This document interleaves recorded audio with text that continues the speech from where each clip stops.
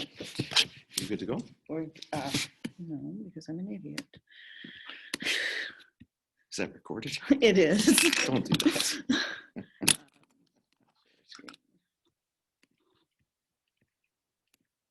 It's morning and I haven't had chocolate.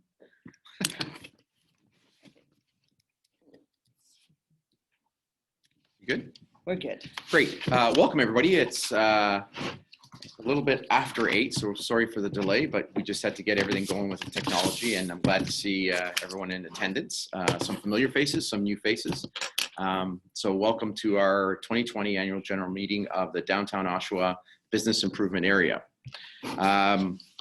I'm going to call the meeting to order, and Angela just mentioned there are some rules of engagement from the perspective of two things. One, the situation we're in with COVID, and two, because we're actually online for the very first time in doing the AGM. And what Angela has put in front of you is a set of rules around how to use the technology and how to stay in the meeting room safe. The first rule of engagement is keep your masks on at all times unless you're speaking. For those who are attending in person, please raise your hand if you have a question or want the floor. For those attending virtually, most important, please ask your question in the chat area, and Angela is monitoring that. And those, again, who are on Zoom are automatically muted. So if you just start speaking, expecting someone to hear you, you have to raise your hand or put your question in chat, and then we will bring you in. And then lastly, please be respectful of everyone's time. We've got a pretty big agenda and more people online, obviously, than here. So we're going to try to be as orderly as we can and stay on time. Okay, I just got to double check that we're recording. Okay. Yeah, we are. Okay. Yeah, well, I just wanted to make sure, right? Okay. And I have to admit another person. Don't know if I can do that. I have to.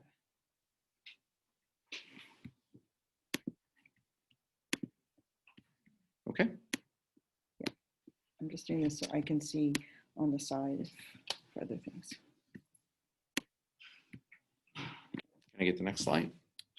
So what I'd like to do is introduce you to your board of directors for this year. We've got that slide in front of you. If you can't see me, I'm the guy who's talking, and it's Ivano Labrachosa. I'm the chair of the Oshawa BIA. For the ones that are in the room, I'm going to go to my far right, starting with Councillor Kerr. If you don't mind just announcing yourself. And well, added to what you just said, and good morning. Very good. Isaac? Good morning, as usual. Chair of the Marketing Committee. Cindy? Good morning, Cindy Malachersky, Chair of Community Development. And online we have Peter Stute, who is representing Ontario Tech University, and Michael Hunter, who's representing Hunter and Kosher. Kozierwazowski Hunter. Law. Thanks, Mike. I didn't know you were on. Do we have anybody else of the board that's online yet? No. Okay. There were a few regrets. Okay, very good. If I can get the next slide. No, we Oh, need the to next do item? this one. Accept the agenda and then this one. Okay, I'm going to need a motion from the floor to accept the agenda. Do I have anyone to accept? Rick, I need a seconder. Isaac, thank you. Any questions on the agenda? Additions, deletions, edits?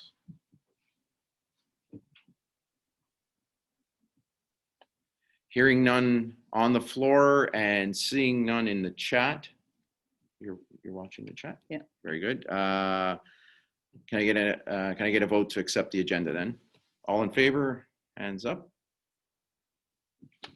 Any against? Hearing or seeing none, the motion's carried. The agenda is to order.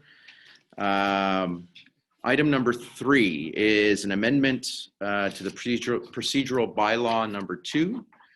And I'm going to ask Michael, if you don't mind, you're the chair of our governance committee, if you can bring us forward on that amendment, please. Certainly. So the amendment is for the purpose of allowing the annual general meeting to be held virtually. So reading out that bylaw is being a bylaw to amend our procedure bylaw 2 as amended of the Ontario Central Business District Improvement Area Board of Management to permit electronic participation by members of the Oshawa Central Business District Improvement Area in general meetings in cases where an emergency has been declared to exist in all or part of the city of Oshawa, and that such participation by members count towards quorum. Whereas in order to implement this provision, the board must amend the applicable procedure bylaw. Now, therefore, the Oshawa Central Business District Improvement Area Board of Management hereby enacts as follows. 1, that the following section be added as section 14, the subsequent sections be renumbered accordingly. 14, electronic participation at general meeting during a declared emergency. A, that all members of the Oshawa Central Business Improvement Area be permitted to participate in general meetings, either in person or electronic, and that such participation be counted toward. That's the motion on the floor. Okay, so you cut out at the very last. So the last thing that he said, that this count is counted towards quorum. Okay. Excellent. The motion is moved by Laura Davis. Well, no, Oh, it's- sorry. She provided us the wording. So She provided the wording. Michael, you've moved the motion then? I have put forward the motion on the floor, yes. Seconder, Rick? Any discussion? Seeing none on the floor, any on the chat?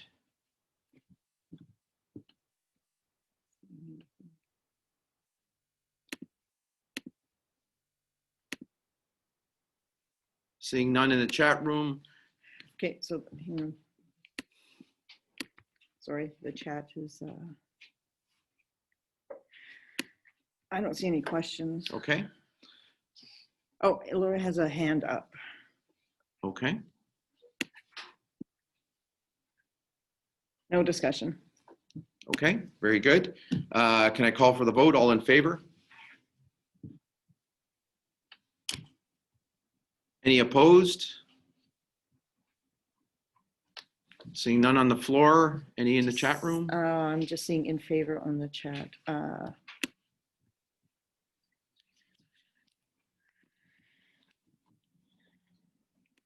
And seeing none on the chat, it's carried. Item number 4, any declaration of conflicts? Any on the floor?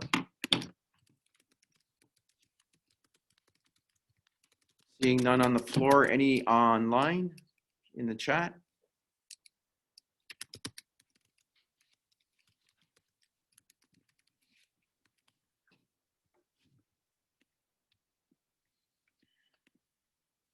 Any online?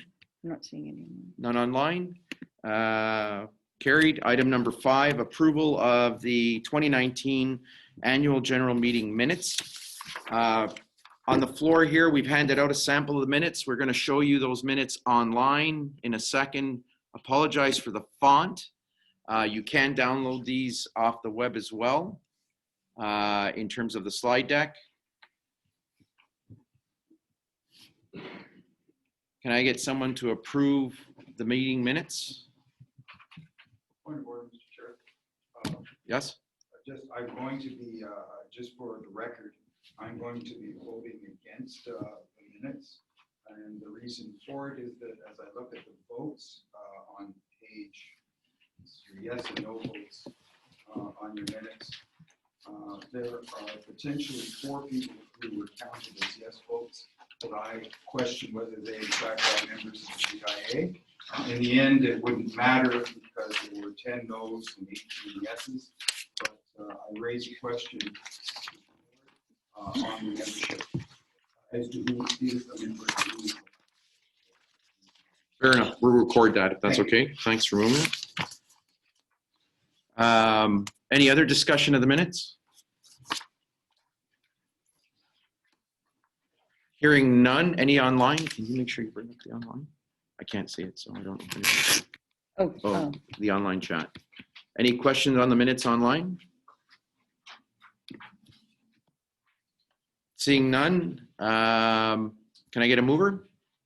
Sorry, did we do the moving second? No, we need a move in a we need second. second, yeah. And a move. Isaac, move. Seconder. Cindy, thank you. So, Daryl raised the, yeah, do but are we doing a recorded vote then? you want a do you want- recorded vote?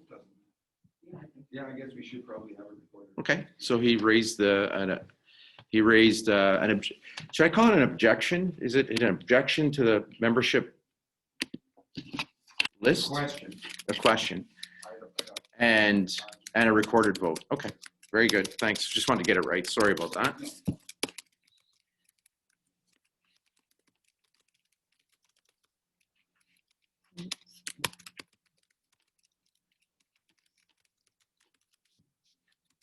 Okay. Any other discussion? Hearing none. All in favor? Okay, so Rick, Isaac, Cindy, Sam, Anna. So Louise? Okay.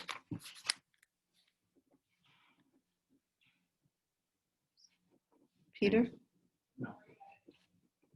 Lisa? No. No. Yeah, Jeff? I'm going to abstain. It's a year ago. I Okay, think that's ridiculous. Melissa? Just a The minute. acceptance of the minutes from last year. I accept that. Great. Okay.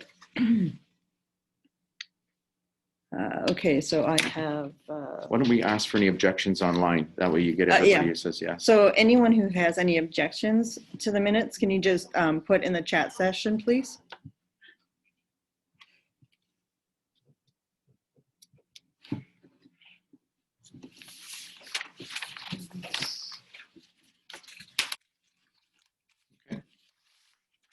Okay, so I'm assuming, because we haven't seen any, You're in favor. well, yeah, I'm assuming that they're Yep. all in favor. Very So good. then Thanks. It's carried.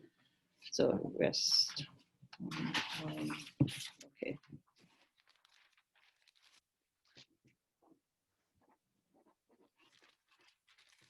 Moving to the next item, before we get to the treasurer's Oh. report.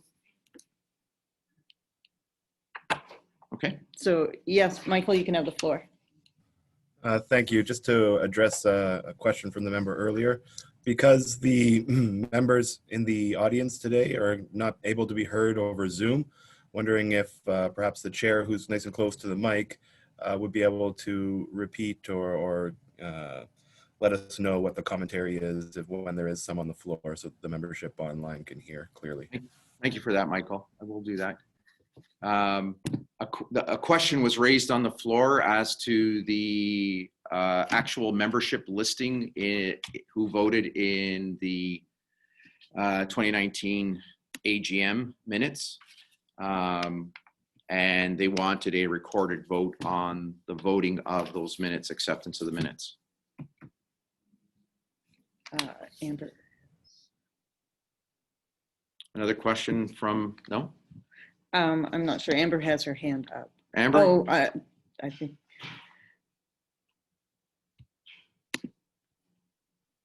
Okay. Okay. I'm confused and I'm asking for some clarification. Yes.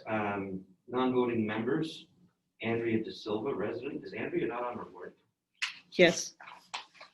So the- Non-voting member.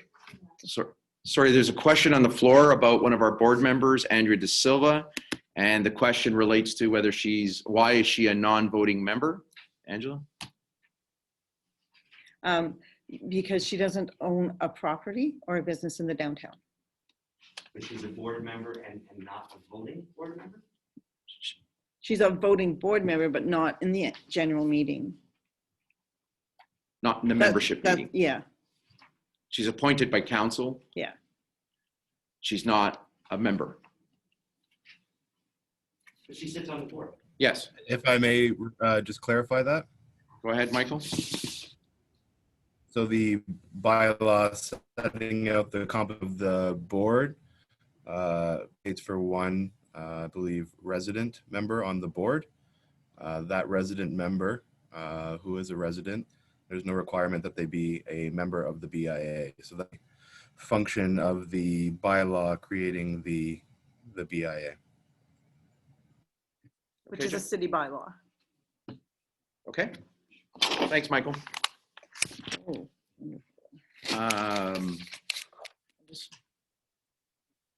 Okay, I can't wait for that. Unless you got something, yeah, let me know. Very good. Next item on before we get to the treasurer's report on the agenda, I've got a slide in the slide deck. I'll put it in front of you just so you know. There has been some questions in terms of the feedback, and I want to thank everybody for giving us feedback as we've been out there engaging all of you around what the mandate of the BIA is. And so we wanted to provide a quick, one slide description, and it's lifted out of the rules and regulations of the Ontario Business Improvement Area Association, OBIAA. The link is on the website. The link for the website is on the materials. And it really speaks to the mandate, which is to oversee the improvement, beautification, and maintenance of a downtown area that's defined in the municipal bylaws. I find the website very useful. This slide is certainly one that directs this particular board, in addition to our own objectives that we've crafted. And I find the materials very useful because I do think people at this stage are questioning the value and or the mandate of the BIA, and it's caused me to go back and look at our own bylaws, our own strategy, the guiding principles of the BIA documents driven by regulations in the province, as well as the mandate by the city and the city bylaws. And it becomes fairly clear and obvious what our mandate and span of control is. Now, it's up to us to decide how far reaching we want to be within those spans. And we've defined that in our own particular case. But I wanted to alert this to people online and people in the audience that it's good to question. It's always great to take a look and review. And there are plenty of materials, one of which I have in my hand that I find the most useful is the return on investment of BIA's report. It was conducted in 2017. It's an independent audit. It certainly speaks firsthand to, it's a 100-page report, so it is a bit lengthy, but it speaks in hand to the hard costs and benefits, as well as the soft benefits of what a BIA can do for a community. And then there are some quick facts about the whole BIA community in general in terms of what they represent and who they represent. Proud to say that we're part of a group that represents 75,000 businesses in Ontario, 17,000 property owners, whose property assessments were $73 billion. So we're no different. We're part of that group. We're no different than them. And certainly the levy is always an important discussion, and we'll have that later on today. The cumulative levy for BIAs based in 2017 when the report was done is 50 million. I'm sure it's more today. So these are not small numbers. These are significant for our business community, our property owners, as well as the province. So I wanted to just draw that to your attention before we move on into the financial section, because there's been a lot of question, and it's good. It's good to go through that dialogue. But I also want to give you the facts, the guiding principles, the rules and regs that guide us, so at least people can speak from an informed position. And then if we want to change that, or if we want to do something different, then it's always up to us. We have our own control within our own local community. So with that, I'm going to get to the next item, which is Treasurer's report. I'll ask Angela to put in front of you the year-to-date 2020 figures. We have a handout here, and it's shown on screen for those who are online. My quick notes that I produced for you are that what you're seeing is actually the revised budget in terms of a June change that we made. as a result of COVID and membership feedback, and it was driven by council. It was mandated to freeze the levy, and the budget had to balance accordingly to back to the previous year's levels, which we did. I thank the board and staff who done an excellent job. We met countless times and had to do it online as a organization to actually make it work, and we made it fit. So essentially, you're seeing the line item numbers in front of you. And our projection to year end, or our outlook, appears to be that we will land on course as we're projecting. Small surplus at the very end, but there are some risks along the way between now and the end of the year, depending on what we do and how we settle matters, some matters in front of the board. But it's healthy, we're going to balance, and it looks positive from our perspective. So kudos to the board and staff who were able to take a very difficult situation mid-year and make it work. Do we have to accept this? No, and we can't accept the next one either, because Right. we don't have it. So. Okay, so this is there for information to let you know what the status update for year-to-date 2020 is. Sound financial health. Any questions from the floor or online on 2020's year-to-date numbers? Louise? Yes, I understand that there are some capital purchases that were committed to in 2020 or 2019.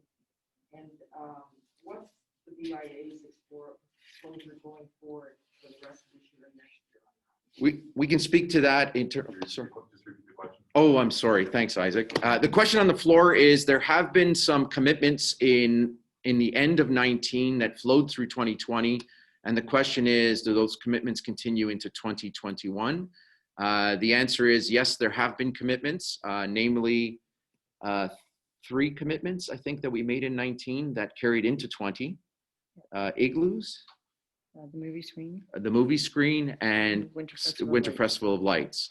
And there will be only one that carries through into 2021, which is the Winter Festival of Lights. Do you have a figure for that? I don't have it in front of me actually, but we split the Festival of Lights between 20 and 21, and we split the cost of the screen and the igloos in 19 and 20.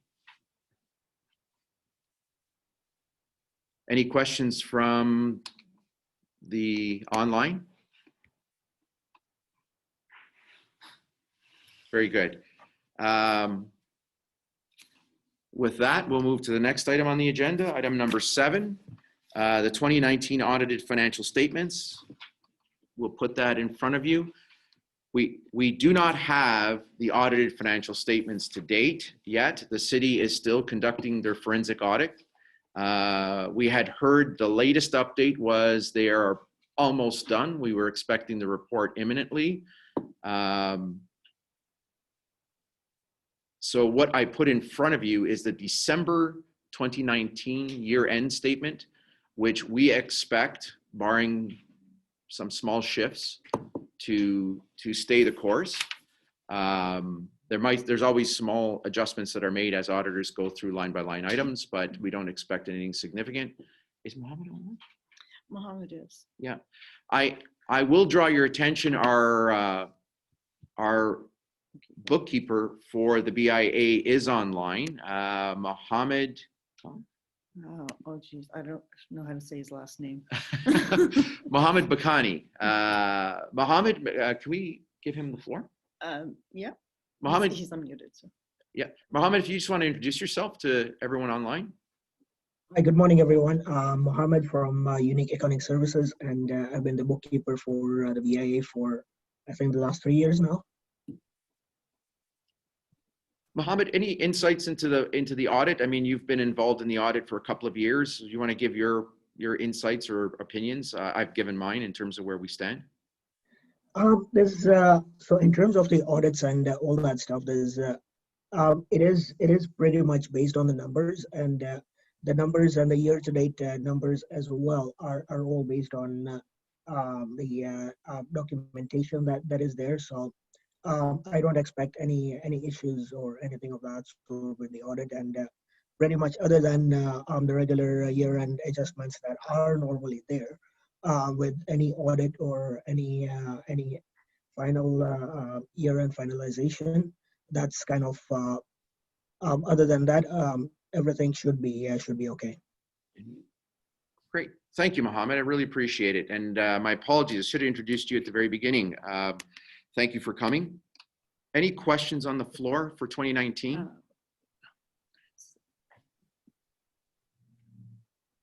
Any questions online? One question. Yeah, when will it be available? Do you want to unmute them or just? No, it's okay. So the question was, when will the 2019 audited statements be available? We don't know. As soon as they are, though, we'll be putting them on the website, and we will email everyone the link or the audited statements to let everyone know that they are available.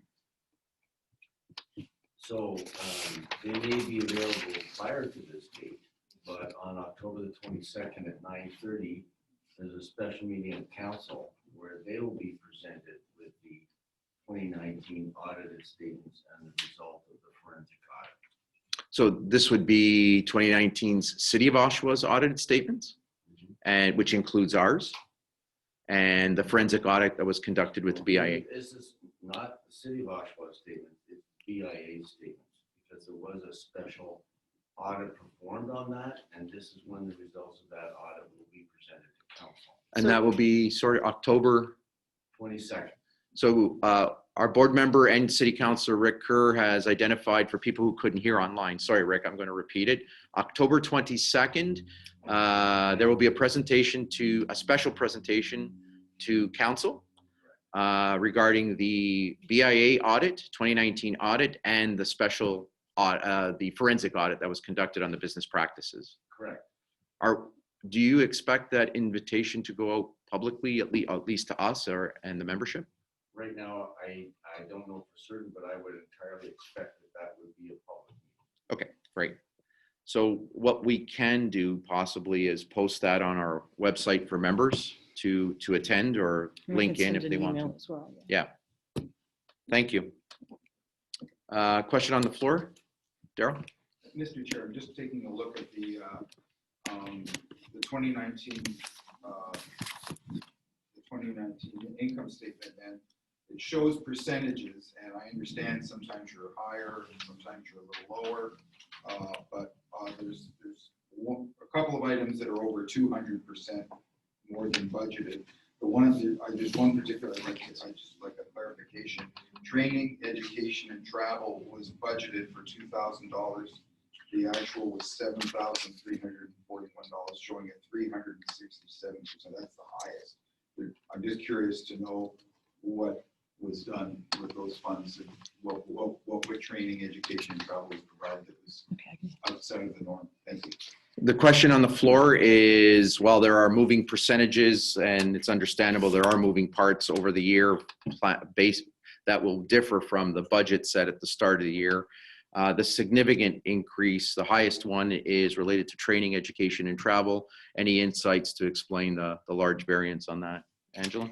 So that was two board members and staff going to the OBIA conference makes up the majority of that, which was held in Ottawa.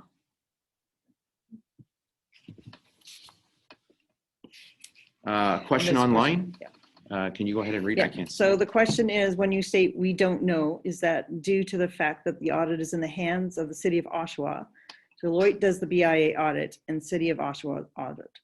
They are tied together, and we get information from City of Oshawa at their pleasure. Is this correct?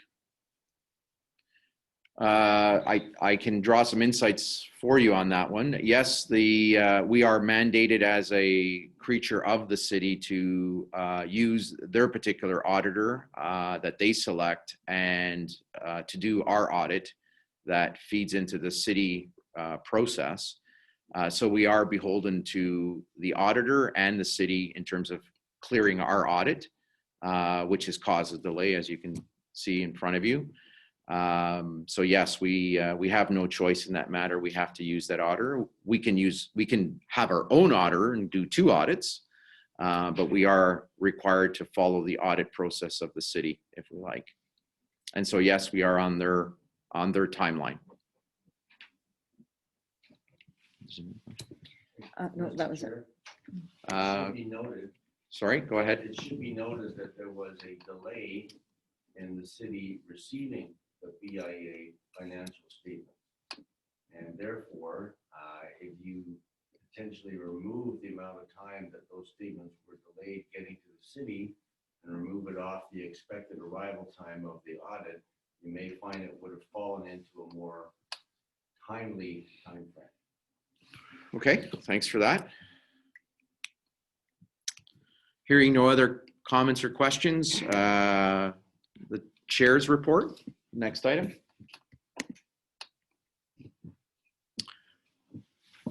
I didn't want to dwell on 2019 too much. I just wanted to highlight the successes we had in 2019. It was a very successful year for us as a business improvement association. We created some change that should be visible in the community. And the points I want to draw your attention to, we are proud of the fact that we held some new events and brought in many people, which I would consider we call feet on the street. And so the highlights of 2019's year was we increased our number of people at the events from 50,000 to 70,000. We talked about that at the last AGM in terms of highlighting where we were then.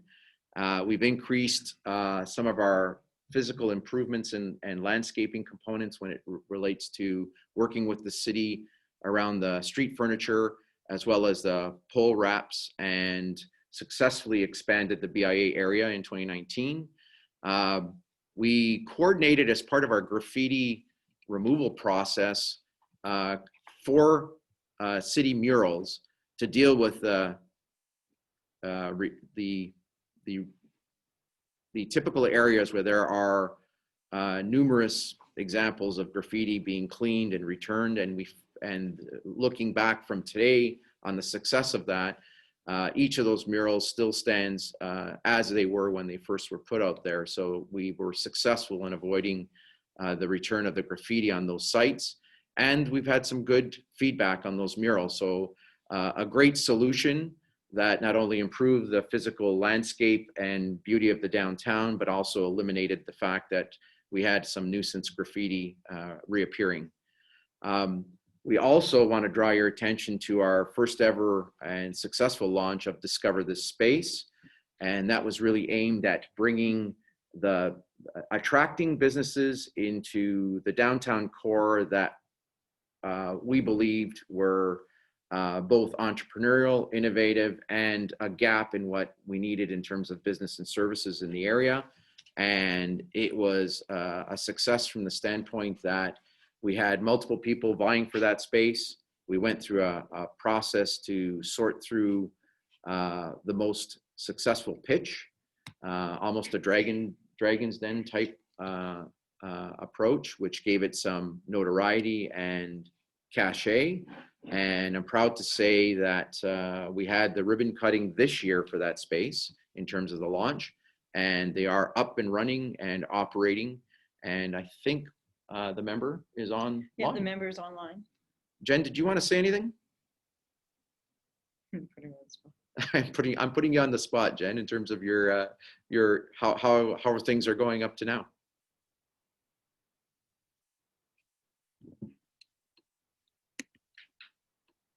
She said sure. Okay, Jen.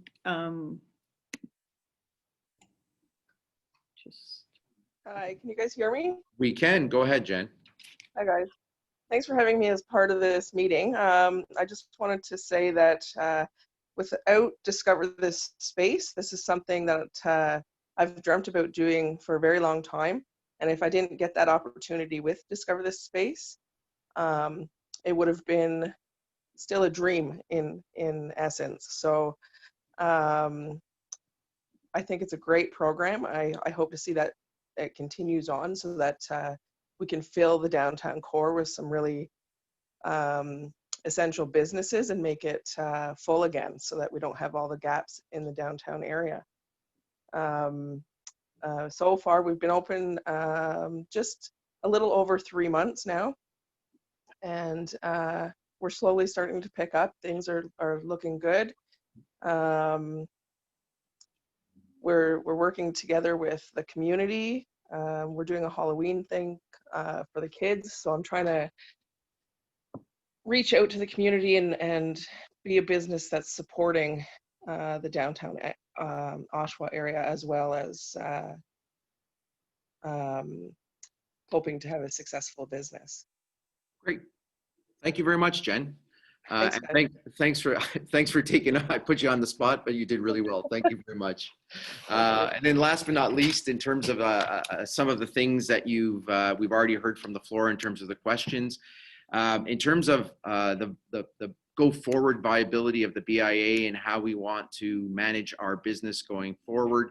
We were leasing many things as we were running events in the community, and what we decided on as a strategy, a financial management strategy, is rather than renting equipment, if we decided it was a signature event that we were going to continue, we decided to make investments and purchase the equipment to avoid the rental leasing costs that we faced. And last year in 2019, we purchased reusable wreaths rather than paying for the service to put them into the locations that they were in. And so that was part of our approach to be more fiscally responsible in making sure that the things that we wanted to repeat year after year, we found the best way to do it financially. And so that's kind of the update with the 2019 successes. And there was one question sure. on the chat, and that was, where is Global Therapeutic Massage located? They're located at 88 Simcoe Street North. Very good, thank you. Any questions on the floor in terms of 2019 summary?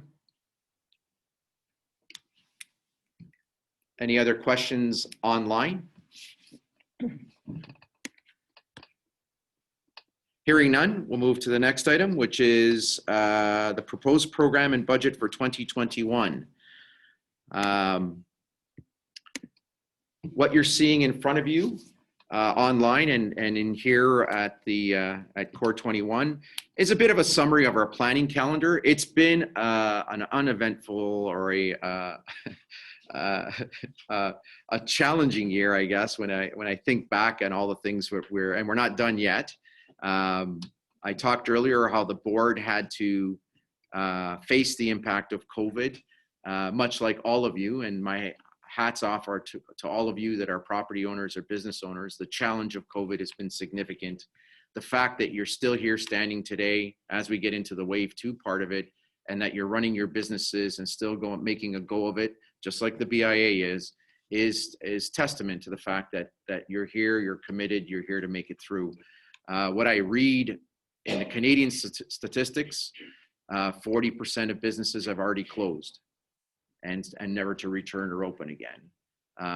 I'm thankful and grateful for the fact that our businesses are solid and that we've been able to pivot and continue on. Not sure that it's gone away or that challenge is gone. It's certainly there.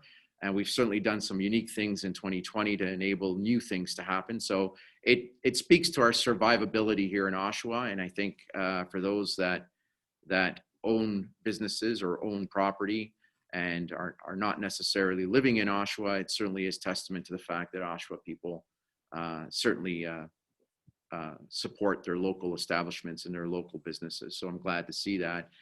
Our board of directors have done a phenomenal job since we had to shut down in March. What you're seeing on the calendar with the start of COVID, we've had to pivot online. We never did online before, so we had to change our governance rules and practices.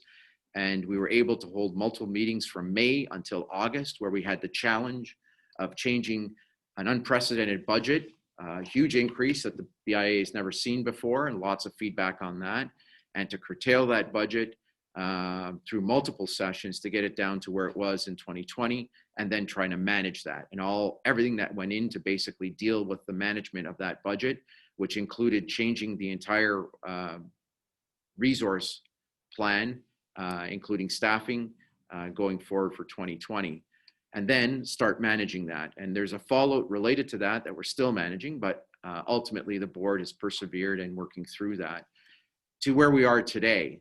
Our financial projections are solid. All our adjustments have been made. We are working through that. In addition to that, you'll see some of the things we've been doing out there that hasn't stopped in terms of the BIA practices. And we haven't yet lived through wave 2 as we get into that. So hats off to everybody around this table, online, and inside this boardroom that have stuck it out and persevered and got us to where we are today. When I get to the next set of slides, I really want to talk about some of the things we have been doing. We have not stood still, and give you an update because it will speak to some of the 2021 programs and initiatives that we're undertaking. One of the ones I want to highlight that we undertook in 2020 was the website redevelopment. We finished and launched phase 1 of that. Taylor and Angela have been instrumental in making that work.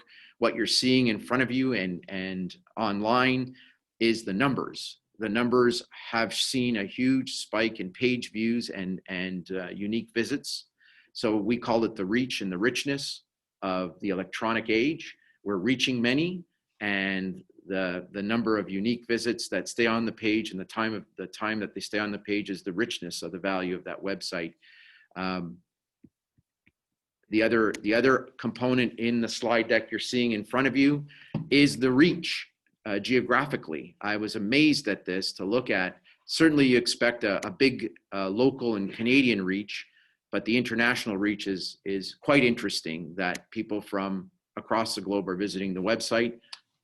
That speaks to the tourism, the draw to the area, could speak to our demographic population in terms of students that come to do schooling here and things like that. So it is an important part of our strategy going forward in terms of reaching as many people and getting them into the downtown core where they can be patrons of the businesses or launch a business downtown and keep their money and investments here. The next slide I'll show you will be one that we talked to in terms of promotion. This is an area I'm not the best expert on. It's all the other apps that exist. So when you talk the digital age, to me, I always think, okay, the internet and the website, but I also have to give special attention or special kudos to the 2 other things we're very active on, which is Facebook and Instagram. And when I look at those particular areas, the number of things we're seeing there in terms of the audience reach and richness, the growth rates on Facebook are about 12%. The growth rate on Instagram is about 41%. Huge numbers with big following. So the message around some of the promotional things we're working on in behind the scenes to make this work, it speaks to our administration budget. It speaks to the new age of people that we are trying to draw attention to, that we need to attract, and we need to raise our profiles on those places where they get their information and decide whether they're going to come here and spend time here or not. So great job to Taylor, Angela, and the team for doing that. The next item that we want to draw your attention to is transparency. Thanks again. I mentioned about the feedback. Both online and people here in the audience have fed back to us. We've heard you, we've listened. The board has been paying a lot of attention to what's being said. We accept the fact that there are things as members you want to see more of, and we thank you for that feedback. We've learned from what you told us, and because of that, throughout 2020, my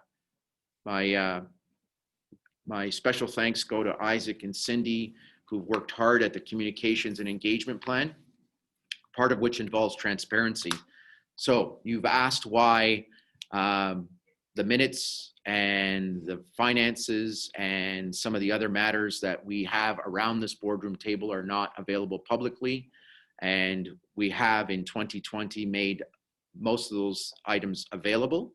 There are still some follow-up things we're working on, part of which deal with the city clerk's office and some of the detailed forensic audit materials that have been taking place. We're awaiting that before we move on those next items. But we're happy to say that we've put this out there. I'm hoping you see it. It certainly raised questions.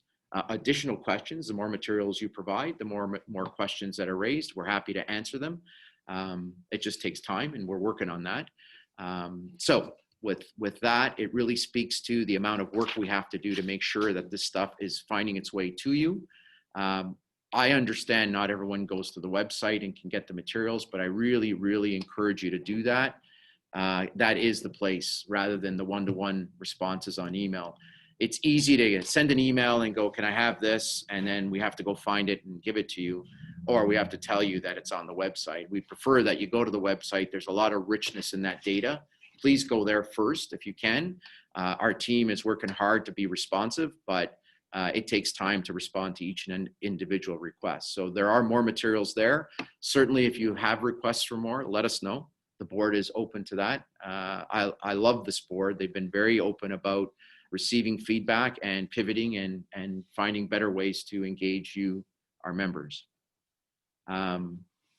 Speaking of engagement and communications, you would have seen that's my video. I think we put 3 videos on the budget that we'll talk about in a second. It's our first time putting some videos out there for you. You're probably tired of seeing me, so I'm going to probably pivot to some of the directors around this table to get their faces and voices out there. But a little bit around, again, the engagement side and what the team has been doing in terms of asking you for feedback using the surveys. Certainly the videos I just talked about, trying to get you better informed of our budget process, our feedback process, and then an explanation in terms of some details about how that budget moves forward. We certainly, my hat's off again, I'll give Cindy and Isaac a pat on the back. We've started a town hall series of events to be more informative to our members. So it really is about educating and informing our members around some of the issues that are high priority to you. The first one was successful. Cindy, you've got the second one, or Taylor, we've got that scheduled. The second one is? The second one will be October 15th and is about safety and security in the downtown. So the Durham Regional Police, paramedics, and potentially bylaw or fire will be in attendance. So please attend if you can. You can register online, and it will be an online version. We certainly get Angela, who is good at responding to any requests that come through. We get anywhere from 30 to 40 email, phone calls, or messages a week that we have to respond to. And certainly we've had a lot of COVID-19 response requests. We responded to 71 particular items in terms of the bulletin release that you have seen, hopefully, which really replaces anywhere from 14 to 15,000 print copies of the same forms, announcements, and program changes that the government has been rolling out as a result of COVID. A lot of work has been done on engagement. We still have more to do. I just want you, our members, to know that we've put a concerted effort in that, and it takes time and effort to do that. The piece that a lot of people highlight is the fact that while the board does concentrate on events and promotion and beautification, which take up time and effort and resources, one of the pieces that people do think we do a pretty good job on is advocacy. And again, that does take up some time.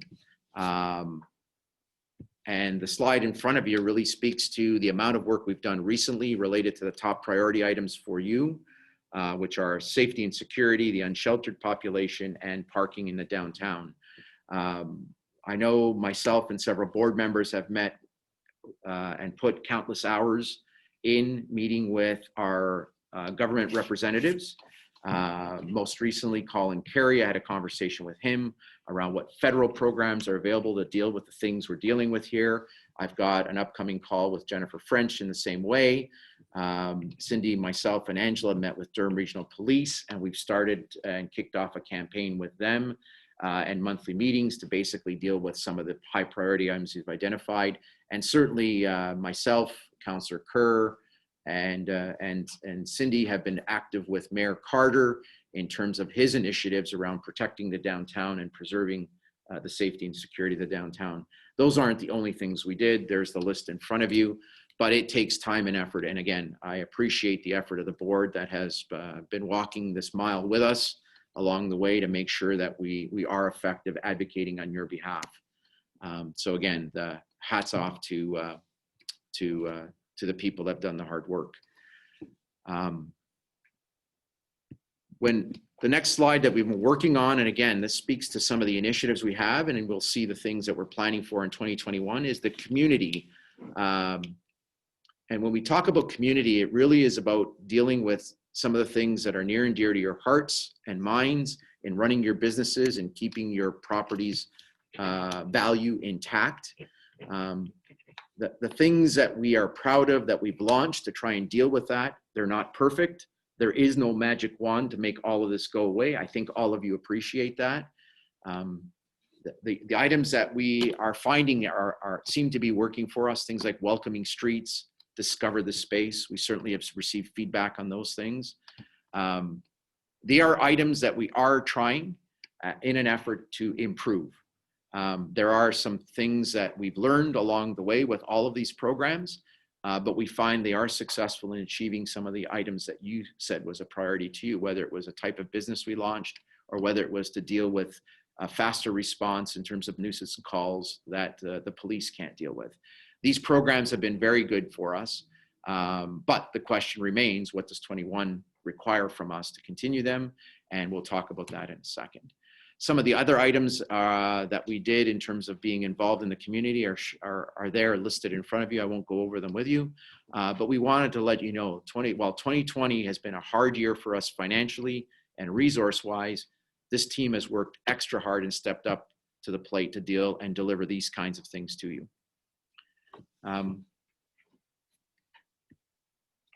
The next slide is really about events, and I'm going to tell you, it's tough. We had to cancel many of them.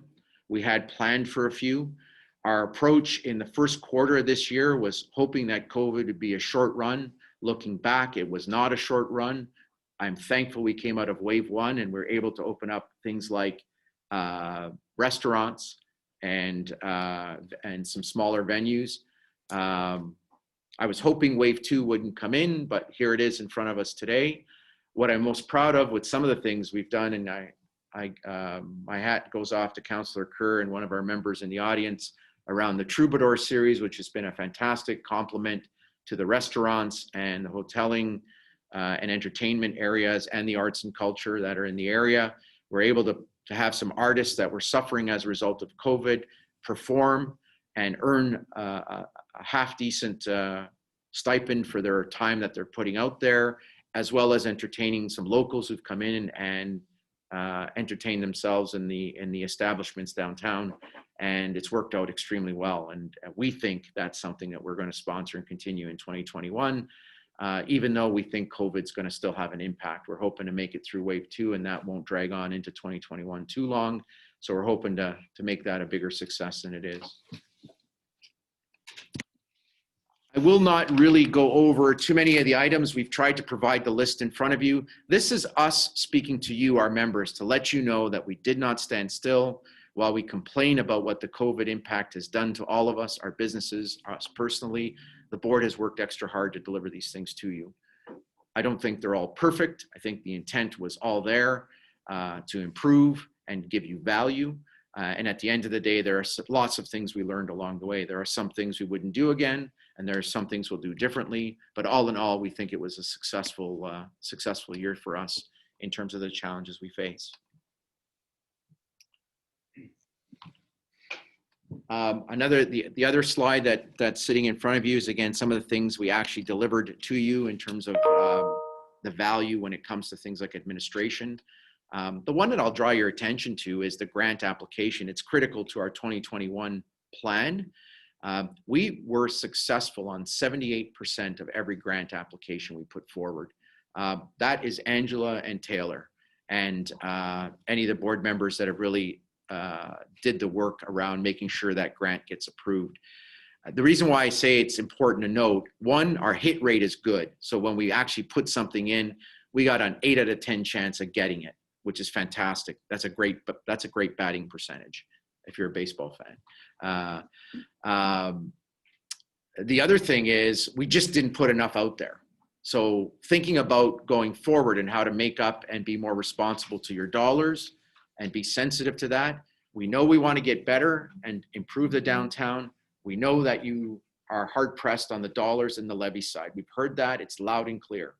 So what other way can we keep moving forward and not raise levies? Well, grants and applications is another revenue stream. So the team has done a great job.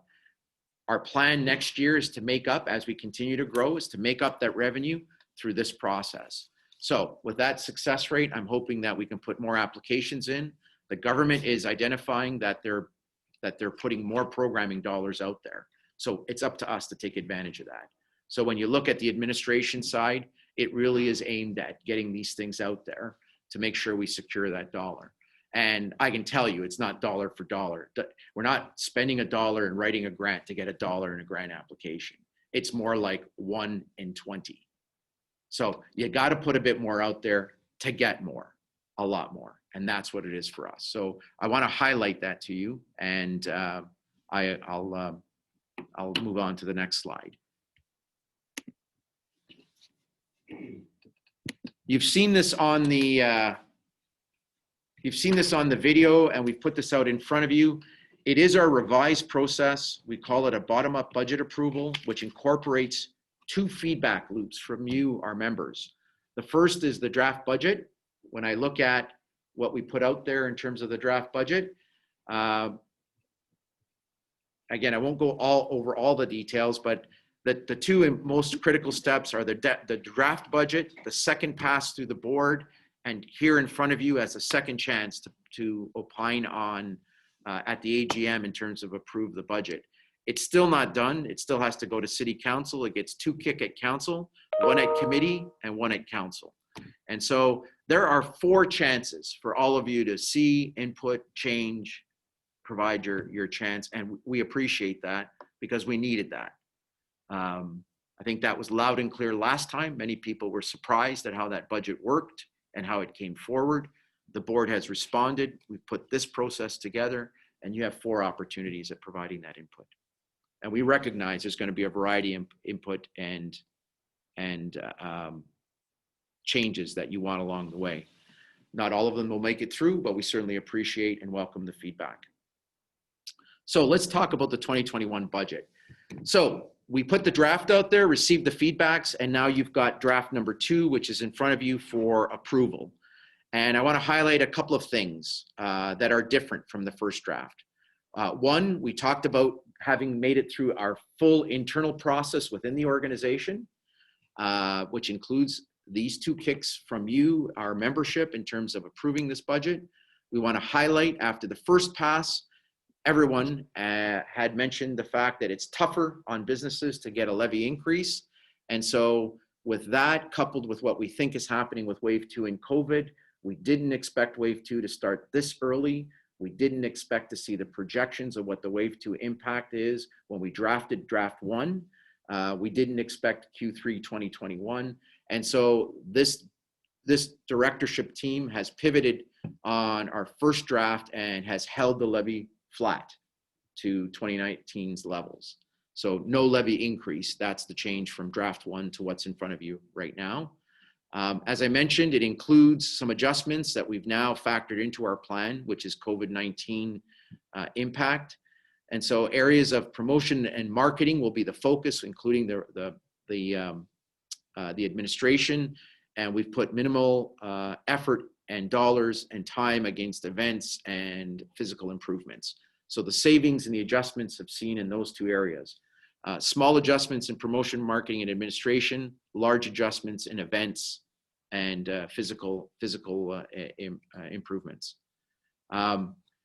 We have maintained a level of community development because it's focusing on the top priority issues that you told us were important to you, namely safety and security, unsheltered population, and parking. We're not solving those problems. They will not be solved in 2021, but we feel we have to allocate time, effort, and resourcing to doing things, I call it moving the yardsticks for you in those areas.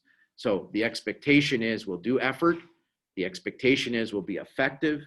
We hope to make sure that we have a difference that you can see and will be visible for you out there, but we will not be solving those problems, I don't believe, in 1 year with the effort we're applying. So that's the highlight of where we are with the budget. Before I get into the main areas of the budget and the details, I'm going to stop there. I did a lot of talking. One, I'm getting a bit hoarse and dry. But two, before we get into some details, I want to give everybody a chance to take a breather and ask any questions they have on their mind. Any questions online or on the floor up to now? Jeff? I asked an email that didn't get really an answer. Some of us were here last week for your general meeting. Yes. We looked at a different version of the budget. On Monday, we got an email that says this is the board approved budget. When and how did the board meet to approve this budget from last Thursday until Monday? We had a discussion and a board meeting on September 23rd. It was a week ago today. It was a week ago today. Sorry, there was a board meeting a week ago today where we approved that budget. The draft went before that. The feedback came back. We were at that general meeting last week. This is not the same budget that was presented at that meeting. So how did the board approve? There's been no changes. The levy. The one that we looked at, that you showed us? Yes. 1 week There have been ago. no changes to the budget. Excuse me, can I finish? Yep. The one that you presented here a week ago at your general meeting Yep. was a $375,000 budget. Still is a 375 budget. You have made changes since last week. It's a 375 You budget. had a 10% increase in your levy last week when we were at this meeting. All I'm asking, when did the board approve the budget that's before us? When Fair did enough. you have that meeting? I have the question. I've answered it. It's the same budget. If you're not happy with it, you can tell us later. Louise, you had a question? Yes, the promotion budget has 20,000 for welcoming streets. Is that 20,000 of BIA money, or is that just a flow through from the city? It's not welcoming streets. I'm looking at the slide here. Can I see that? Because it's not welcoming streets. Community development. Sorry. Yeah, so community development does not necessarily mean welcoming streets. Okay, There's so- many other things. So what is it? Cindy. Is it for the ramp? We have a detail for that question. I mean, we're going to get to that in a second, Louise, if you don't mind asking it then. We'll get that. There's a line item. We'll deal with it in a second, so if that's good. Any online questions? This hasn't moved, so I'm assuming. that Great. it isn't. Thank you. Okay, we're going to get to the line items now. So the administration budgets that's in front of you really speaks to what it takes to run the BIA and the things we've talked to you about what we're delivering. The draft 2 proposed budget item on that is 198,874. It really deals with the labor hours and salaries, the office, keeping the office open, and the support, professional support fees that take into account the running of the organization. The one item we talked about is putting a grant application, increasing our effort in grant applications to secure money to balance out the revenue side of that requirement to keep the levy frozen. When I look at the events budget, as part of the administration, one of the ones we want to highlight to you, we put this in front of you at the last AGM, and it was our attempt at trying to put together what we call a 5-year plan. One of the things we recognize is we've had questions on the floor in previous meetings about where is the levy going? What are you doing over time? One of the things we recognize as a board we were not effective in doing was putting together a multi-year view of how we want to grow our events, grow our effort, and what that impact's going to have on the BIA financially in terms of future budgets, as well as the levy component of what it takes to run those particular items. So when I look at one of the things we need to do in 2021 is we need to put some time and effort at organizing ourselves and putting a 5-year plan together for us and then out in front of you, our members. So in that administration budget is the resources required to basically sit back, put together a plan, have a multi-year view, which incorporates what an impact on a levy would be to be expected, and also get the support of the membership for that. So I put this slide in here so that you know, as a board, we need to be able to do that. We started doing that in 2019 so that we can at least communicate and engage with you what our vision and planning is going to be and what that would take in terms of financial impact. We haven't finished it. And so with COVID and what we had to do in 2020, we basically shelved that. We need to come back to that and get that out in front of you. When I put the next slide in front of you, which is the promotion budget, what we're looking at here is, again, the second phase of the website development. A lot of the effort here is about allowing us to be self-sufficient in managing that website.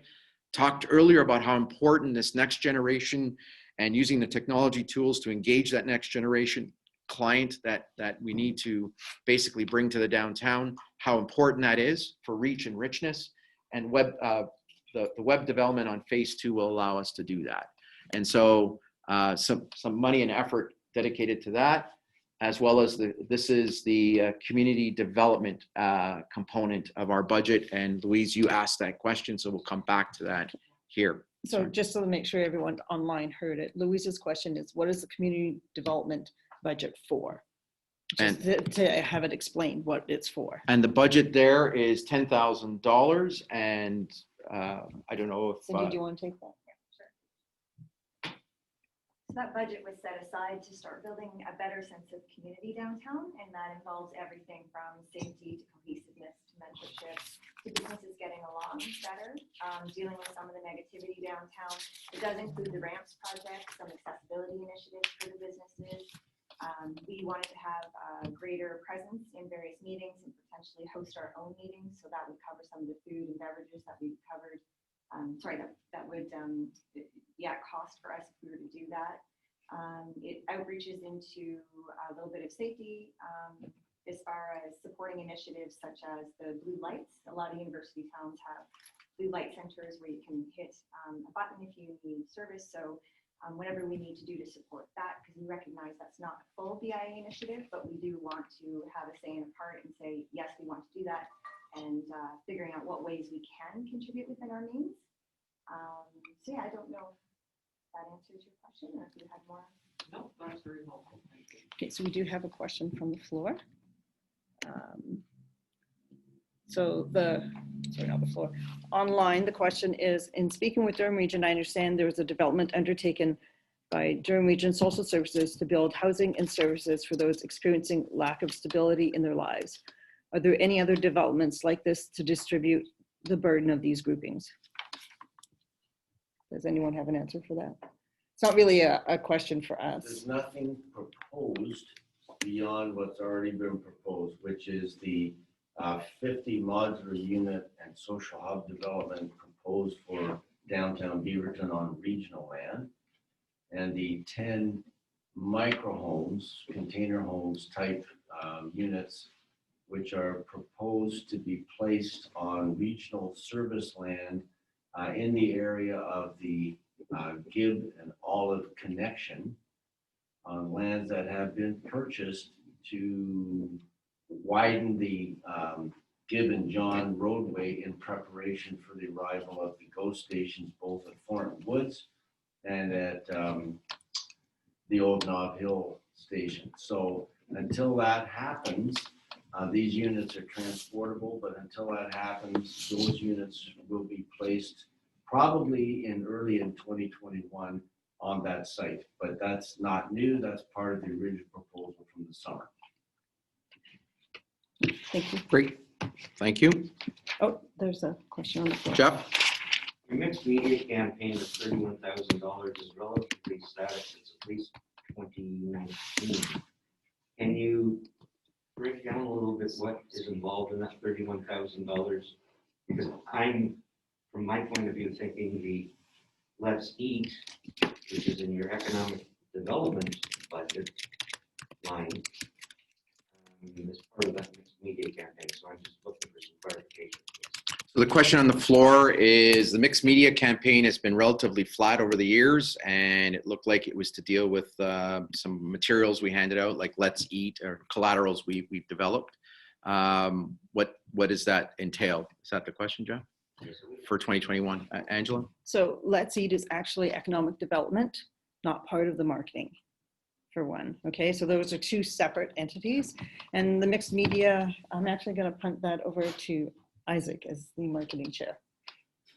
I guess as far as the mixed media line item is concerned, it's broken down by a number of different things. So it'll include some of the advertising that we'll endeavor to do throughout the year. And really, it'll depend on how our work plan kind of shapes up for 2021 as well too. So it could be a combination of a number of different items. So we don't know the details of the budget and this plan? No, well, as far as how that mixed media aspect gets spent, it's not been determined. I think a lot of it will depend upon how some of the work plan just gets in COVID. Involved. Yeah, and COVID as well too. So, so I think that's my best shot at giving you an answer, which I know is not, fully clear at this point. But if I might speak to that, it can be everything from social media advertising to billboards to bus advertisements.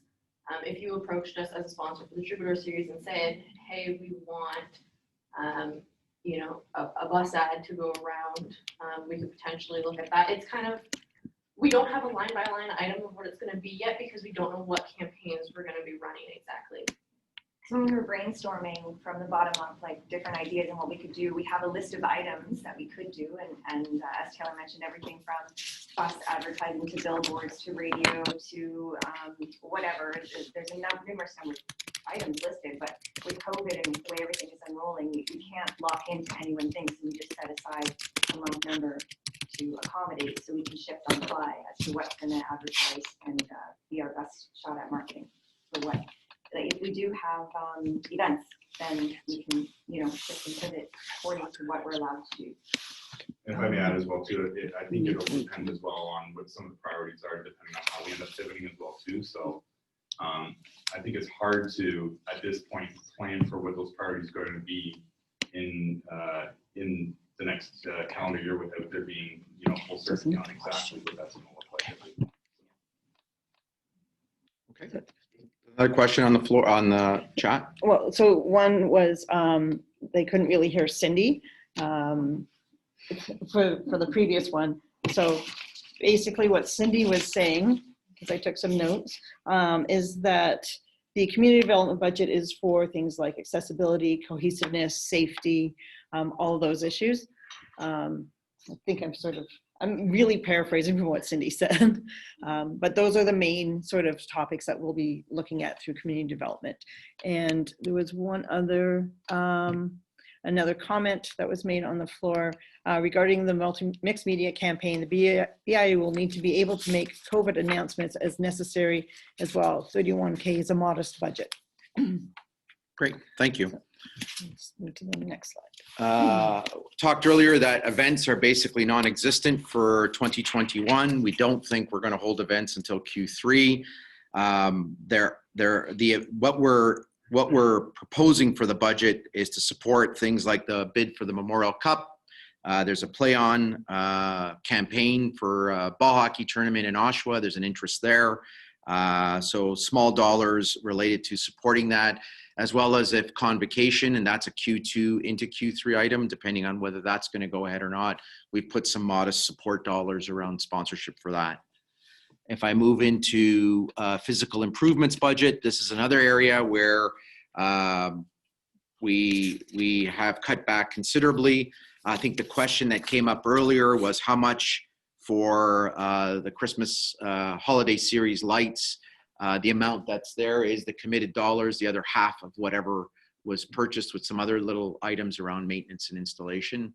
But again, very minimal dollars related to the physical improvements. We stuck to our standard campaigns around physical improvements, which is the winter greenery, the banners, and the likes, because we feel that that's something that is traditional to us, and we've done that before, so we're maintaining that. Nothing new otherwise. You could just go back to the previous slide.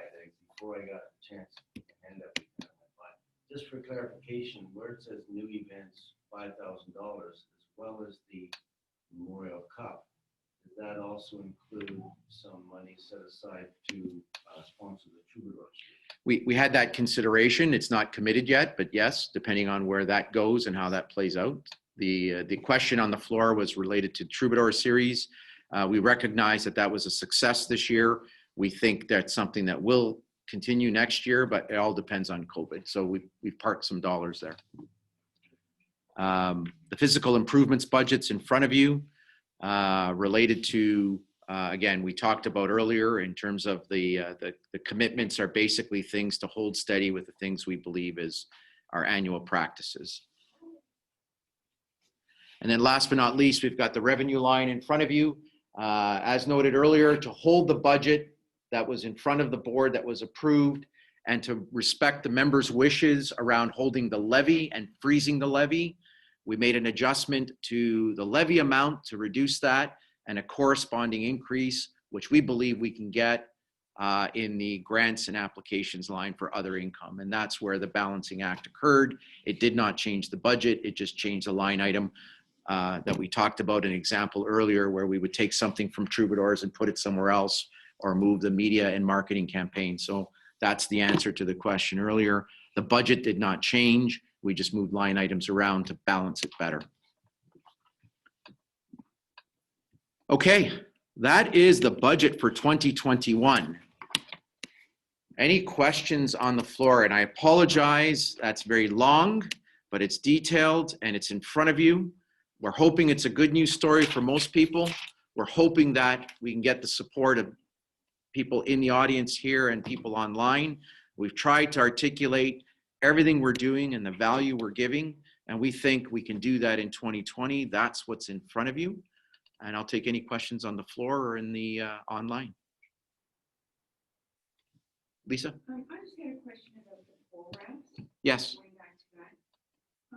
How many were there exactly? Good question. The question on the floor is how many poll wraps existed with the program we did last year? I want to say there's about 10 of them, 10 or 15. Oh, no, there's minimum 20. Okay. I'm just trying to think of how many. It could be upwards of 40. Yeah. Okay, so there's, just so everyone knows, they're along Salina, some on Albert, Bruce, Charles, some on Athol in front of, sort of in front of the Tribute Center, along King, starting from Mary. And I don't recall there being any actual polls, but there may be, if there's any polls along Division, it'll be along Division. And then along Bond, there's a number of wooden poles that we didn't have. That's enough. Very good. They were $46,000. Yes. And it included putting them up and the supplies and so on and maintenance. Correct. Yes. And how long does the maintenance carry on for? There's an agreement in place. At least a year. I'm not sure. So they've been up a year now and They've- they've already been maintained once. They've been Yes. maintained once, right? And so how long will they be up? Some of them are fading. Yeah, the agreement was for a year and then reevaluate. So we have to take a look at what we want to do with that. Is And that going to be what part of the budget would that be? it, The ooh, reevaluation of them and it would be in physical improvement, but we don't have a replacement in that budget for that. so they just come down as when the time comes. Correct. And I'm assuming you're supportive of it from that perspective, or? I don't know enough about them. Okay. I did. When I look at them, I see advertising for Oshawa Power and Burn College and the word Oshawa. Yep. So I don't know if they were paid with a grant or paid with Both sponsors, from those organizations. yeah, and so on. sponsorship. Yeah. Yeah. Yeah, they are getting, some of them are faded. Okay. Especially the orange. Great. Thank you. Thank you. Was there another question? No? Any on the floor? Sorry, online. I can't see that. I'm sorry, Angela. I don't have my glasses with me.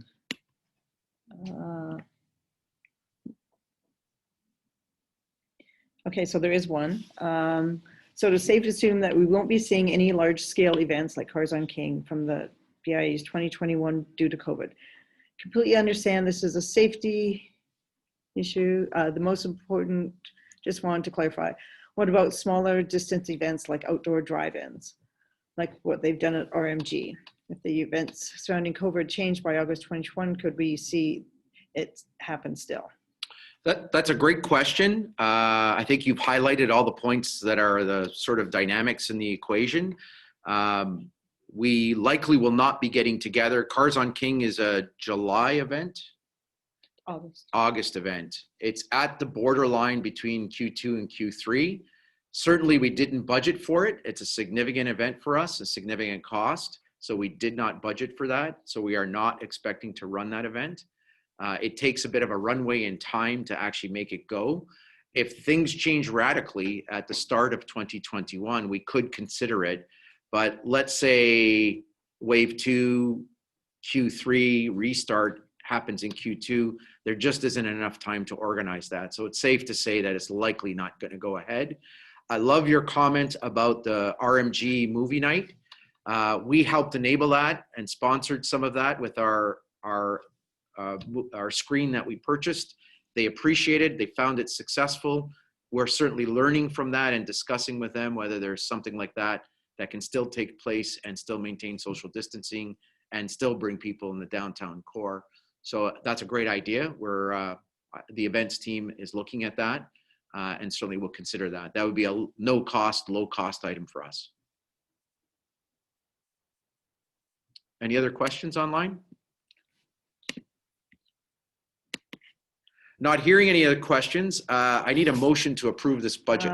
Oh, sorry. Sorry, there is one other comment. Cars on King involves many participants coming from the US. Our border may still be closed. Correct. So we might not be able to do things like that. So it's just a general comment. Great, thank you. Do I have a motion for this budget? Cindy's moving it. Seconder? Isaac? All in favor? We'll ask for any opposed to the budget. 1, 2, 3, 4. Sorry, okay.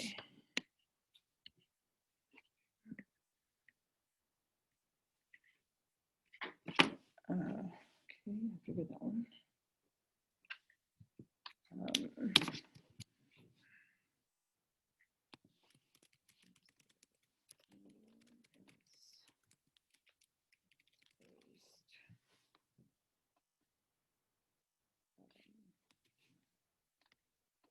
Can we get the count?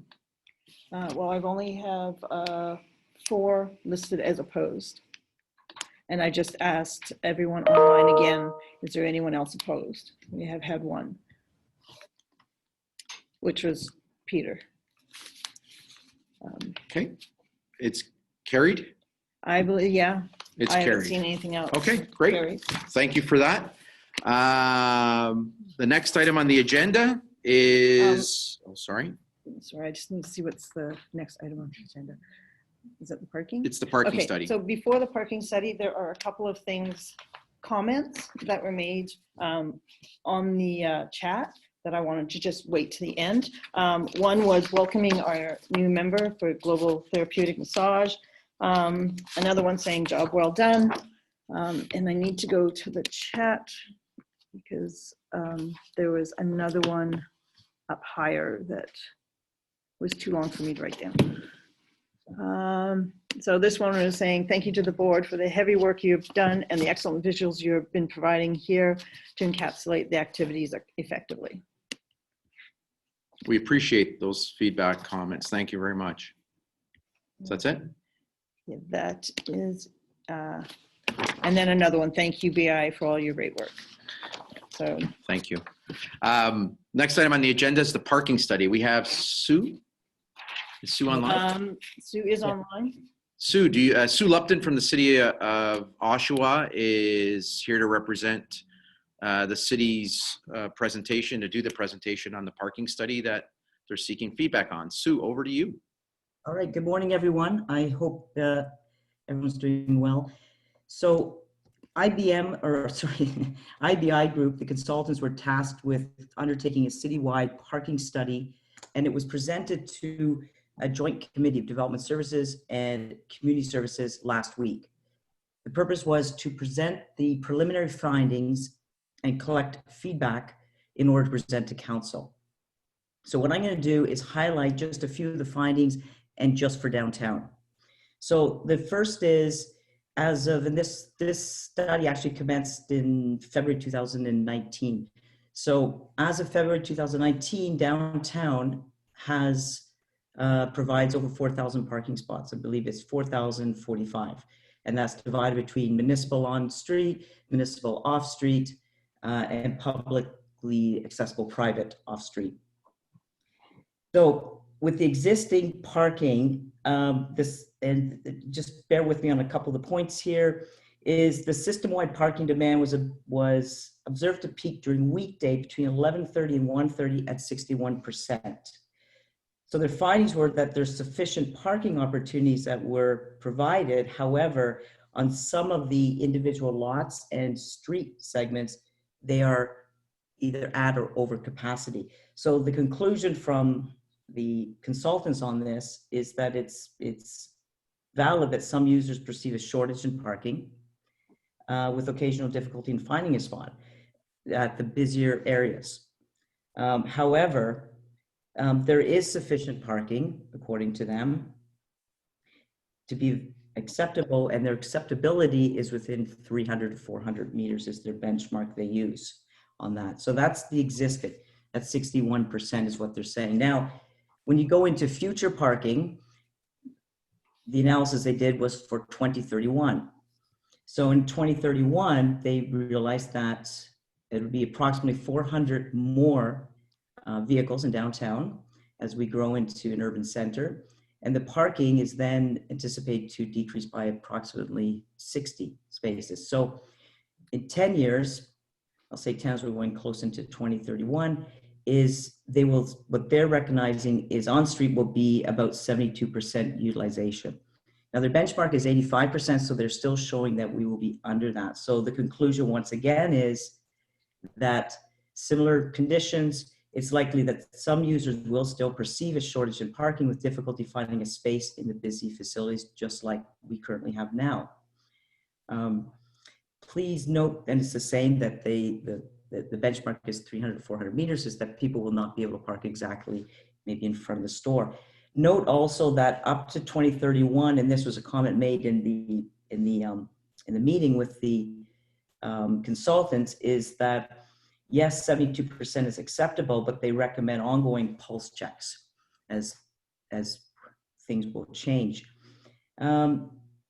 So the other is just a point on, they did touch on event parking, and the event parking, as you know, is free after 6 o'clock. So what they were looking at is reducing to a 2-hour maximum parking or something during special events, keeping on street more available for non-events. So some of the stores all of the parking. So without going into all the details of the findings, parking is approximately 61% utilization during peak areas, peak times. 2031 is going to be around 72%, which they're showing is acceptable. And really their findings are that as downtown evolves into an urban center and we create more development, is we will still be below capacity. In some areas, we won't have the convenience of always parking directly in front of our destination. It'll be around 300 to 400 meters in certain areas. And so that's really the downtown. What I've just done is I've sent a link to Angela on this, and she'll upload it on the BIA website, because it's quite an in-depth study they've done in a year and a half. And so that will show you also the entire city. So, and I don't know, maybe Councillor Kerr, I don't know what this is going to council. I didn't make a note of that. It was just presented at Community Services and Development Services last week. So there you go. Thank you, Sue. The two things. So one, the full study will be on the web link. We'll post it to our website. Are you still in consultation, or is it completed? It was, Councillor Kerr may want to weigh in on this. It was completed.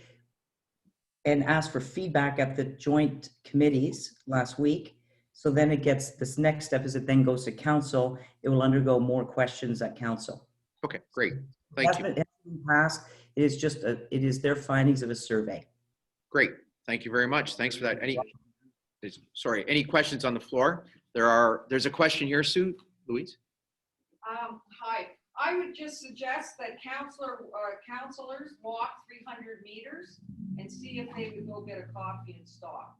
Because 300 meters is a long way, especially when there's lots of buildings in between. That is going to hurt our small format retailers and our restaurants and stuff, especially in the morning and at lunch. So the comment on the floor was related to the distance that was assumed to be a walking distance that was comfortable or considered a standard. Counselors to walk 300 meters along with staff and see what they think. And I guess the request was to walk the 300 meters that was used as the standard. Thanks, Louise. Daryl? I have a question, and I don't know if Sue can answer this, but what sort of input did this IBI get from stakeholders or from property owners in the downtown or elsewhere in the city? Sue, I never heard anything about this study. Sue, the question on the floor was what kind of input did they get from the downtown property owners and or businesses and or residents? The person who asked the question was not involved in it or approached to be part of the survey. To you, Daryl, I can't answer that question. They did it in depth, but I can find out the answer for you. As I know, it was a 1.5-year study, it was very in depth. I'm presenting the information with no prejudice. I will point out, and this will be a contentious subject. People will walk from Costco and they will walk that 400 meters. But to get into the front doors. But this is without prejudice. But I'll find out for you because I know it wasn't depth, and that would be an answer that the consultants would have to answer. Daryl? Sue, you mentioned something about in 10 years there may be a need for 600 more parking spots. Is that what comes from the report? The question on the floor is: in 10 years the projection is 600 more parking spot? Is that a conclusion out of the report?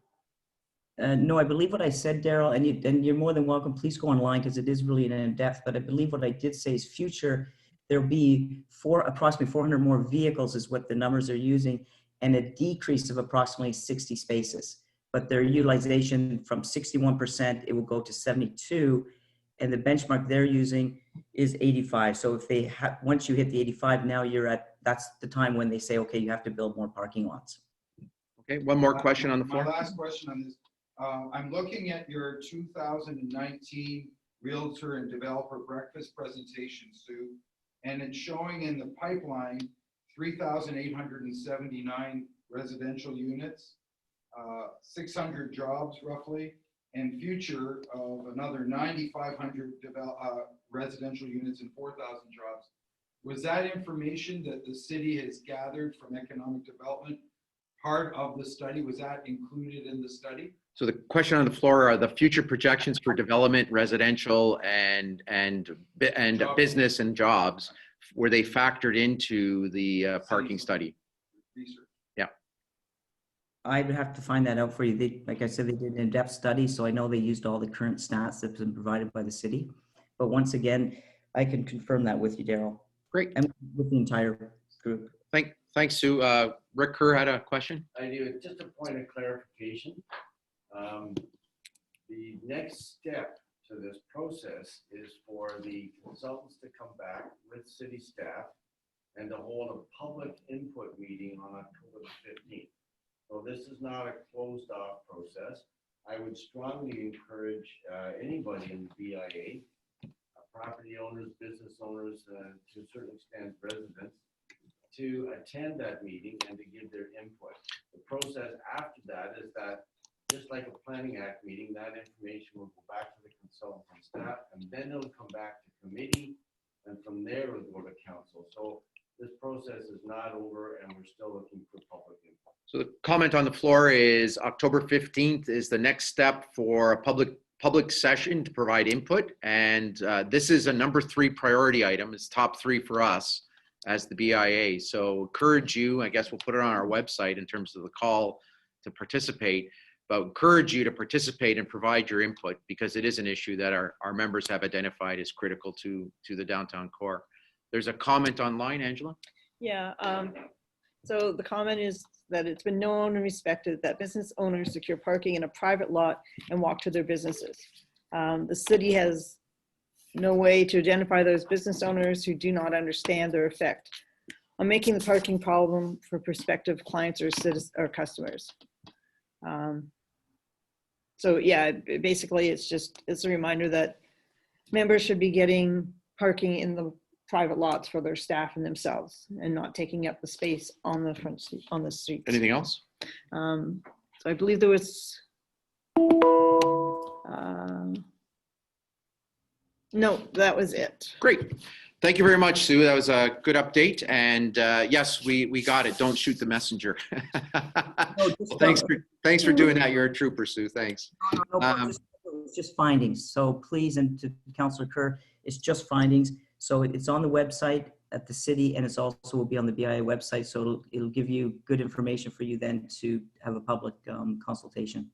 Excellent. And so with that item, we're done the agenda. And if I can get a motion to adjourn. Oh, I have one question. Oh, sorry, one question on the floor. Go ahead, Louise.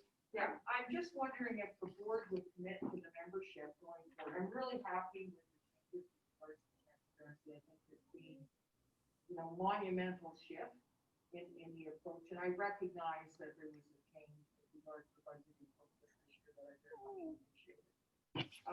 But I'm wondering if the board would commit to post the monthly financials and a complete check register. And I understand, salaries have to be blanked out, but the expenses should not. Names should be there, and that just creates ongoing accountability. And if there's an issue, it's caught immediately. So I'm wondering if the board would commit to that. The question on the floor that's raised is whether the board will commit to posting the financials that are, some of which are already there, including the registry, the check registry. And the response is the board has that on its agenda. We're just waiting for the city audit to clear in terms of dealing with that issue. And once we deal with that, I think we can address that issue for sure. Very good. Thanks for the question. And with, sorry, one more. There's one other chat item. The Holiday Inn has underground heated parking available for rent. Is anyone looking? Or anyone is looking? I will leave that Talk for to you Amber. to discuss with Holiday Inn. Amber. So yeah, we'll give you the Yeah, I contact. can connect you with them. Great. Thank you. Thanks for that, Amber, and thanks for that, folks. With that, can I get a motion to adjourn? Rick, seconder Isaac, all in favor? Carried. Thank you very much for attending. Thank you for the patience online. We really appreciate it. Hopefully we can see each other next year at this time face to face. So thanks again, folks. Have a great day. Great. Thank you. Yeah.